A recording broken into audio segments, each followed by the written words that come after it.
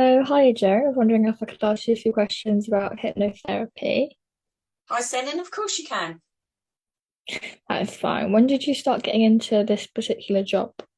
Um, I got interested and it's probably about 7 years ago now. It's been a while I've been doing it. Yeah, and I love it. Yeah. What part of the job do you enjoy the most? Um, Helping people, really.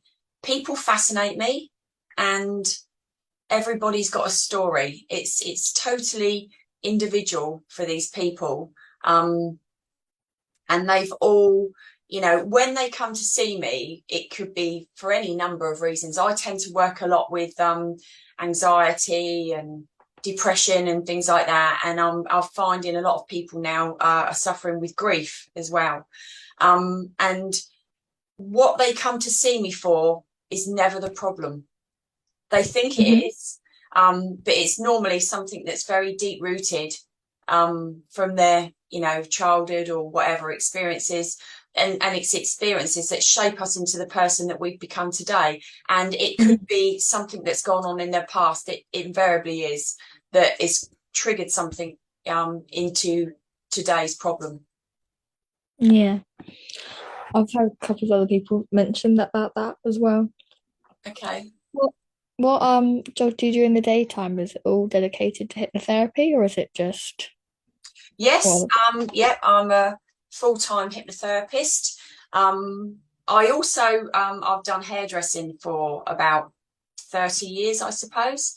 And so really by being a hairdresser, you're also like a counselor. You listen to people's issues and problems. So um, I've been counselling for years, if you like, Mhm. but I didn't realise. And I think that's why when I discovered hypnotherapy, I think that's why it resonated with me so well. Um, and it's given people back their lives. It's helping people immensely. Do you think there's a bit of a big connection between like mediums and hypnotherapy and that kind of Um, subject?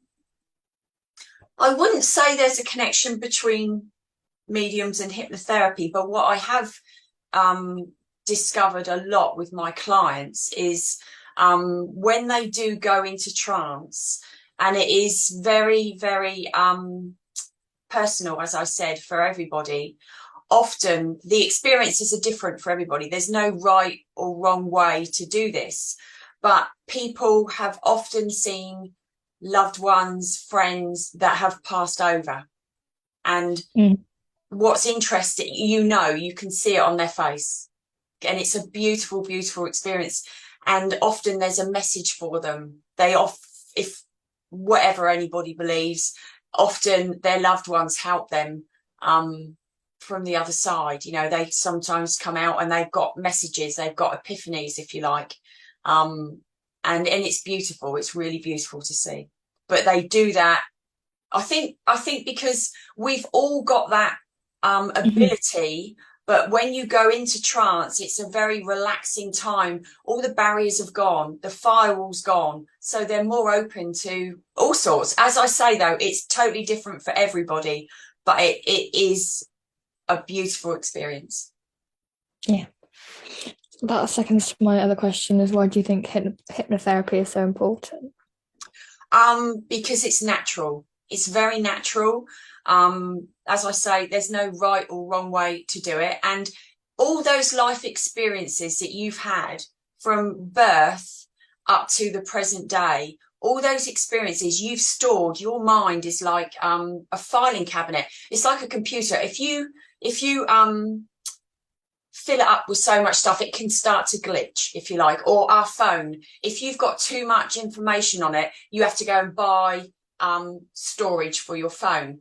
And our minds are the same. We digest all of this information and we store it, but if we had it all here constantly, Mhm. it would be too much and we would start glitching. So we kind of subconsciously we put it into filing cabinets. So when you've got an issue, when you go in, you're subconsciously you go through that filing cabinet and you pull out the one that you need.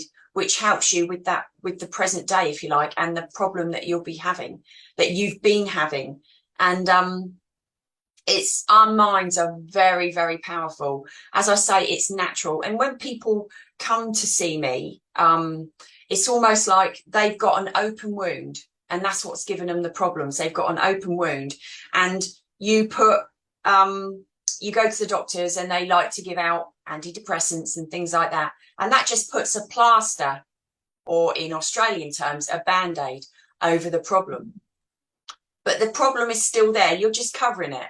It's masking the problem. So until you dig deep, which is where I come in, because it's hypnotherapy and it's also counselling, if you like.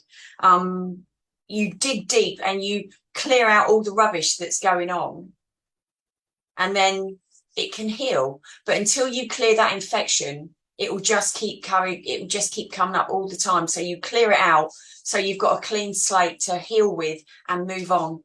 And I found I'm very, very into natural therapies anyway. My son, when we arrived in Australia, he was diagnosed with ADHD, and the school asked me to get him tested because he was very hyperactive at the time. And the doctors wanted to medicate him, and I'd Googled it and I'd done an awful lot of research about this, and I found that he was triggered by food colorings and additives, preservatives, and I had it on. He was so finely tuned, I knew exactly when he'd had something. And it was hard work, as in, you know, I made all his rolls, all his cakes, everything for his lunchbox at school and stuff. And he was fine. But when he went out, or he'd taken sweets from other kids at school or whatever, I knew. And it wasn't just sweets. It was it can be gravies, like in OXO, you've got like 635, which can make kids hyperactive. So there's a big thing with food colorings and things. And when we were still living in England, I would buy him a box of Smarties or whatever. And we had a big thing on the telly at the time. You're probably too young to remember this, and it was, I remember the advert, and it was the blue Smartie had come back, and it was like, oh, we're back. And it was these blue Smarties bouncing on the screen. And when we came to Australia, my son asked me for some, packet of Smarties. So I bought him some, or I picked them up, and I thought the box looks different. So I turned it over, and it still had all the E numbers on the foods out here, on the Smarties. So I wrote to Nestle at the time, and I asked when they were going to change the ingredients on the Smarties, and they wrote back, and they said that they'd found no connection with hyperactivity in children and food colorings. So I wrote back and said, well, if that's the case, why have you pushed this and changed it in the UK? And they never replied. And about a year later, they asked me to take part in a survey, which I did, obviously. And then they changed the ingredients. And I found a lot of the things over here, they weren't as up on it all as we were in the UK. So that was, for me, was a minefield, and that's kind of sent me on this path of natural food, if you like, natural therapies. And you know, it plays a huge part nowadays on people's mental state, if you like, their frame of mind, and what you are what you eat, if you like.